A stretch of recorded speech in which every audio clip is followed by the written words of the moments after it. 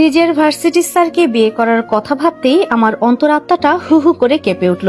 শরীরটা ঝিমঝিম করছে, মুখ দিয়ে কোনো কথা বের হচ্ছে না। শুধু বিমূঢ় দৃষ্টিতে স্থির হয়ে বসে রইলাম। সামনে বসে থাকা ব্যক্তিটির অবস্থাও আমার মতোই। আকার ভঙ্গি স্পষ্ট জানান দিচ্ছে সেও এই বিষয়ের জন্য প্রস্তুত ছিল না। অথচ আজ তাদের বিয়ে, কি অদ্ভুত তাই না? দুজনের জন্য পরিবেশটা এখন বেশ অস্বস্তিকর।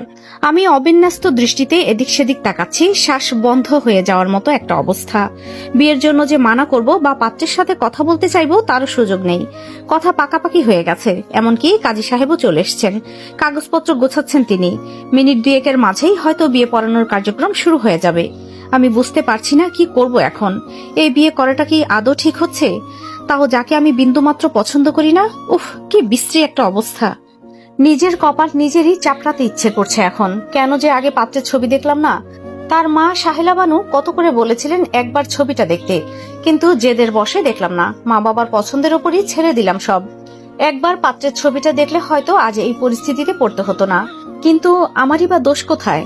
কথা ছিল আজ ছেলে পক্ষের সকলে এসে দেখে আংটি পরিয়ে চলে যাবে। সেটা ভেবেই আমি ঠিক করেছিলাম পাত্রের সাথে কথাবার্তার পাট আর চুকিয়ে নেব। কিন্তু ভাগ্য যে প্রথম দেখাতেই আমাদের বিয়ের বন্ধনে আবদ্ধ করে দেবে তা কে জানতো। আমি দৃষ্টি নত করলাম। থুতনি গিয়ে ঠেকলো চিবুকে। আঁচলটা হাতের মাঝে পুরে হত্যাকাণ্ড চালালাম তার ওপর। ডান পায়ের বৃদ্ধাঙ্গুলটি অবিশ্রান্ত ঘষা মাজা করতে লাগলাম মার্বেল টাইলস করা মেঝের ওপর। উৎকণ্ঠা, সংশয়, অস্বস্তিতে মন মস্তিষ্ক অসাড় হয়ে পড়েছে। ভাবতে পারছি না আর কিছু। মিনিট পাঁচেক নির্ভীতে গড়িয়ে যেতেই কাজীর কণ্ঠস্বর কর্ণধারে এসে বাড়ি খেল। বিয়ে পড়াচ্ছেন তিনি। আমি নিতু নিষ্প্রভ চাহনিতে চারদিক পরোক্ষ করলাম। বর ও কনে ব্যতীত সকলের মুখেই শোভনীয় হাসি। নিতু দীর্ঘ নিঃশ্বাস ফেলে পুনরায় দৃষ্টি নত করল। পলক ফেলার ব্যবধানেই তার বিয়েটা হয়ে গেল। হয়ে উঠল সে আরিয়ান সাইয়েদ নামের ব্যক্তিটির স্ত্রী। চারদিকে কোলাহলপূর্ণ পরিবেশ। টেবিলের ওপর জমেছে মিষ্টান্ন বক্সের স্তূপ। তার বাঁদিকেই উকি মারছে হরেক রকমের ফলসমূহ। বাড়ির কর্তীরা হয়ে উঠেছে ব্যস্ত। রান্নাঘরে চলছে মহাভোজের আয়োজন।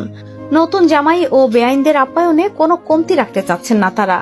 কর্তারা বসেছে বৈঠক ঘরে, বিয়ে সংসার নিয়ে আলোচনা করছেন নিজেদের মধ্যে। দুই পক্ষের সাম্প্রতিক সম্পর্কে নিবিড়তা আনার ক্ষীণ প্রচেষ্টা। সোফার এক কর্নারে আটসাট হয়ে বসে গুরুজনদের কথা শুনছে আরিয়ান। নিরংশু দৃষ্টি চোখ বোলাচ্ছে চারদিকে। আপন লোকগুলো ব্যতীত সবাই অচেনা মুখ। দুই হাত মুঠোয় পুরে চেপে বসে সে। চরম অস্বস্তিতে মেজাজ উগ্র হয়ে উঠেছে। আকস্মাৎ হওয়া বিয়েটা কিছুতেই হজম করতে পারছে না সে। উপরন্তু তার বউ হচ্ছে তারই ছাত্রী। প্রথমে ধরতে না পারলেও কিছু সময়ের ব্যবধানে ঠিকই ধরতে পেরেছিল। কিন্তু ততক্ষণে সম্পূর্ণ বিষয়টাই ধরাছোঁয়ার বাইরে। পিছপা হওয়ার কোনো সম্ভাবনাই নেই। ফোঁস করে নিঃশ্বাস ছাড়ল সে। স্বাদের পেশা তাকে এইভাবে আথান্তরে ফেলবে তা আগে জানলে সে ভুলেও এই পেশায় ঢুকতো না। বৃত্তিষ্ণায় চ উচ্চারণ করার মতো শব্দ করলো আরিয়ান। পুনরায় নড়ে চড়ে বসলো। ভাল লাগছে না তার কিছুই। কিছু প্রহর বৃত্তিষ্ণায় পরিবাহিত হতেই পাশ থেকে নাহিদ কনুই দিয়ে আরিয়ানের পেটে হালকা গুঁতো মেরে ফিসফিসিয়ে বলে, ভাই তোর কি প্রেসার পড়ছে, বাথরুমে যাবি? নাহিদের এহনো কথায় আরিয়ান দৃষ্টি চওড়া করে তাকালো। কণ্ঠে কঠোরতা মিশিয়ে বলে, ফাজলামি করিস আমার সাথে? নাহিদ অবাক হয়ে বলে, ফাজলামো কেন করব? তুই তো কখন ধরে কই মাছের মতো ছটফট করছিস, তাই ভাবলাম। আরিয়ান নিচু স্বরে এক ধমক দিয়ে বলে, তোকে ভাবতে বলেছে কে? হ্যাঁ, নিজের ভাবনায় তালা দিয়ে বসে থাক।